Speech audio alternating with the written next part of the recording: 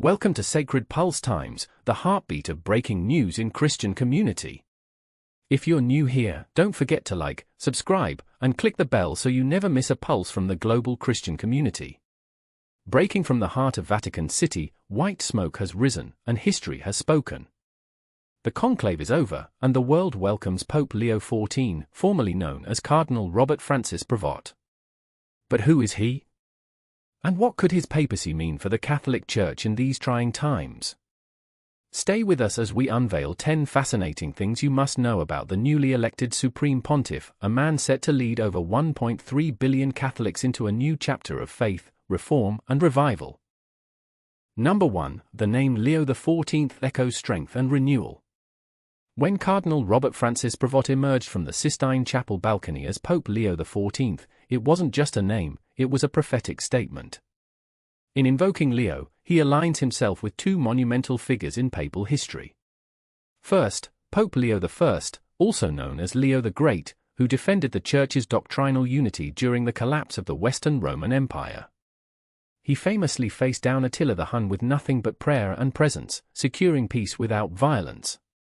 Leo I symbolized the strength of moral authority over brute force, a message not lost in today's world of political division and spiritual confusion. Then, there's Pope Leo XIII, the 19th-century reformer who penned Rerum Novarum, laying the foundation for modern Catholic social teaching. He stood at the threshold of modernity and dared to declare that faith and science could coexist, that workers had rights, and that the Church must not retreat from the world, but engage it. By choosing Leo XIV, this new pope signals a dual commitment, to preserve the orthodoxy of the Church's timeless truths, and to proactively address the needs of the modern world with wisdom, courage, and compassion. The name Leo XIV suggests a papacy that will roar, not with political dominance, but with spiritual clarity, conviction, and a call to unity in a fragmented age. Number 2. A French-American shepherd with global vision. Cardinal Prevost's story is both local and global, a tapestry woven from French Catholic heritage and American dynamism. Born in Lyon, France, one of the oldest centers of Christianity in Western Europe, he was baptized in a church that bore the marks of early martyrs like Saint Irenaeus. His French mother, a philosophy professor, instilled in him a love for reason and tradition, while his American father, a retired Navy officer, brought a deep sense of service, freedom, and forward-thinking pragmatism. As a priest, Prevost quickly became known not just for his pastoral care, but for his diplomatic acumen.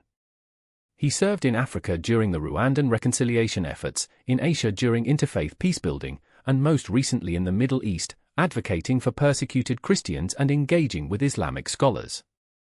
He is fluent in both the language of diplomacy and the language of compassion, a rare combination.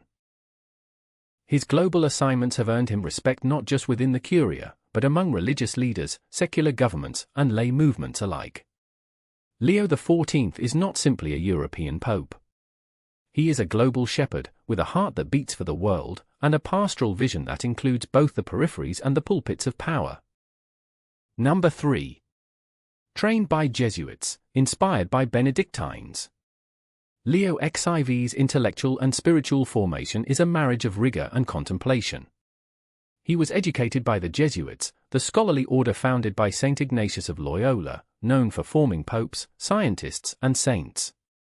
There, he was shaped by a methodical, disciplined approach to discernment, learning to ask tough questions, analyze deeply, and always seek God's greater glory, ad majorem Dei gloriam. But it was his formative time in a Benedictine monastery in northern France that left a lasting mark on his soul. As a young seminarian, he spent an entire year in monastic silence, participating in the Liturgy of the Hours, tending the gardens, and immersing himself in the rule of Saint Benedict.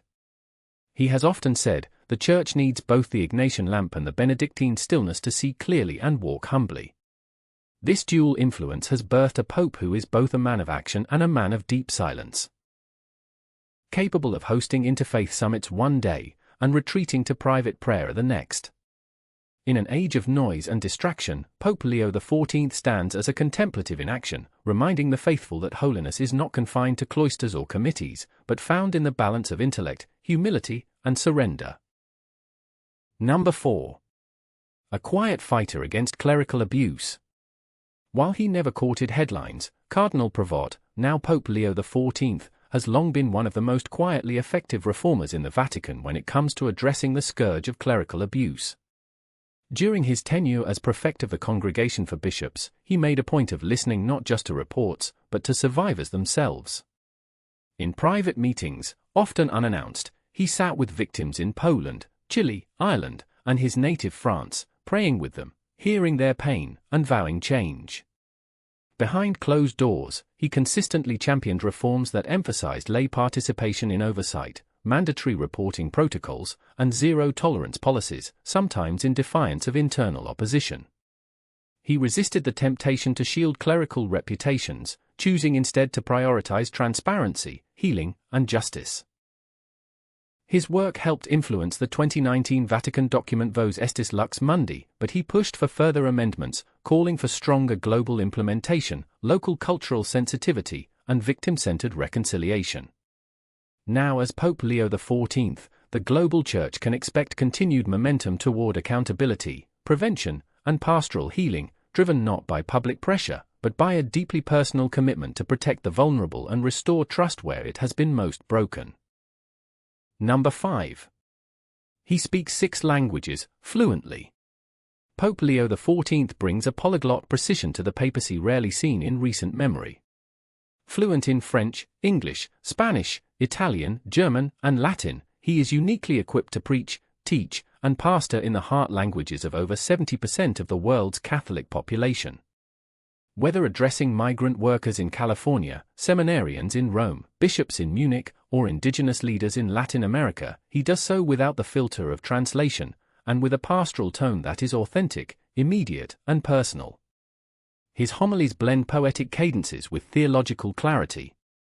Observers say his preaching echoes the charisma of John Paul II, but with the scholarly warmth of Benedict XVI. In multilingual addresses, he often switches tongues mid-sentence, not to impress, but to include. His linguistic talent is more than intellectual, it's a symbol of his desire to unify a church that is diverse, scattered, and often fragmented. In every language, his core message remains the same: Christ speaks your language. The Church must too. Number 6. First papal election under new digital protocol. The conclave that elected Leo XIV wasn't just historic, it was unprecedented. This was the first papal election to implement advanced digital protocols, marking a new era of cybersecurity, artificial intelligence, and virtual transparency in church governance. Behind the scenes, Cardinal Prevost had quietly helped design the AI-informed vetting systems now used to enhance the integrity of ecclesial elections. These protocols were not for voting, which remains analog and sacred, but to monitor communications, prevent leaks, and ensure canonical process fidelity in an increasingly digital world. Encrypted facial recognition systems verified cardinals' identities, external digital signals were jammed to prevent manipulation, and a Vatican AI unit scanned for anomalies in process flow, attendance, and procedural compliance. Ironically, the very man who helped architect this forward-facing, tech-integrated conclave was the one called to step into the papacy, signaling a providential shift from designing the system to embodying its purpose. As Pope Leo XIV, he will now lead the Church not only through spiritual discernment, but through the digital challenges of the 21st century, ensuring technology remains a servant of truth and not its master. Number 7. Deep devotion to Our Lady of Sorrows. Pope Leo XIV's soul is shaped by a Marian devotion that runs deep and often unseen, anchored specifically in Our Lady of Sorrows, the mother who stood beneath the cross. As a seminarian, Robert Prevost kept a simple icon of Mary at Calvary on his desk. That icon now rests beside his bed in the Apostolic Palace.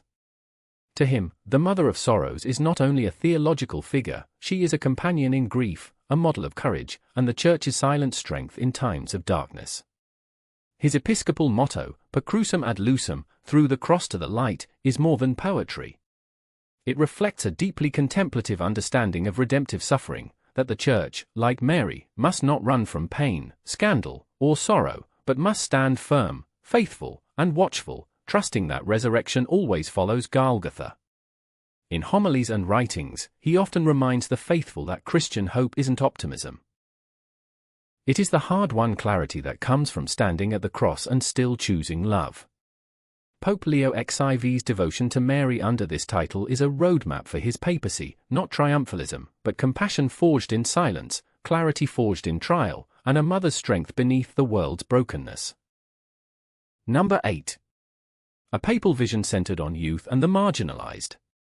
From his earliest days as a bishop, Leo XIV has insisted the future of the Church isn't coming. It's here. And it lives in the restless questions of the young and the quiet wisdom of the poor. He has already begun planning what insiders are calling the Leo XIV Youth Synod, expected to address mental health crises, digital addiction, and vocational confusion, with a fresh emphasis on authenticity over appearance, formation over performance. But his vision doesn't stop at programs. For him, youth and the marginalized are not categories, they are sacraments of encounter, where Christ hides in plain sight. He has spent nights in refugee camps in Turkey, taught catechism in Senegalese villages, and hosted open Q&A sessions with skeptical university students. He believes the Church must stop speaking at the young and the poor, and start walking with them, listening, learning, laughing, crying. The poor evangelize us, he once said, and the young rekindle our apostolic fire. Expect his papacy to echo this deep conviction, a church that accompanies, not lectures. A church that listens, loves, and lives alongside the wounded and the wandering. Number 10. A historic papacy begins amid crisis and hope. As Pope Leo XIV steps onto the world stage, he does so at a moment thick with contradiction, unprecedented crisis, and untapped hope. The Church he now shepherds is burdened with fragmentation, from debates on moral theology to divisions over liturgy, from the ethical thorns of artificial intelligence to the suffering of climate refugees. Old certainties are cracking under the weight of a rapidly changing world. Yet in the midst of these storms, the election of Leo XIV feels less like a mere succession, and more like a divine interruption. A quiet fire burns within him, not the flame of outrage, but the steady light of discernment, conviction, and prayerful urgency. He listens with intensity. He speaks with gentleness. And when he prays, as witnesses inside the conclave reveal, the silence becomes thick with grace. This is not just a changing of the guard. It may well be a new Pentecost. A breath of the Spirit through a weary church. Just as Pope Leo I once defended Rome with the power of words, and Pope Leo XIII shaped modern Catholic social thought, Leo XIV stands at the edge of another historic shift, where doctrine meets technology, theology meets trauma, and the faithful hunger for clarity. His is a papacy born in twilight, but destined, perhaps, to lead us toward dawn. And so, as incense rises once more above the altar of the chair, and the bells of St. Peter's Basilica toll across continents, the world watches in sacred stillness. A shepherd has been chosen. A new name echoes through the chambers of history, Leo XIV. Will his be an age of renewal, repentance, and resurrection? Only heaven knows. But here on earth, the people of God pray with expectancy, stand with unity, and believe, not just in the man, but in the mission. This has been the Sacred Pulse Times, where faith meets clarity and history unfolds in real time. Until next time, keep your eyes on Rome and your heart on the cross. Thanks for tuning into Sacred Pulse Times, where faith meets clarity in times of change. Don't forget to like, share, and subscribe. And remember, stay informed, stay prayerful, and stay connected to the pulse of the body of Christ.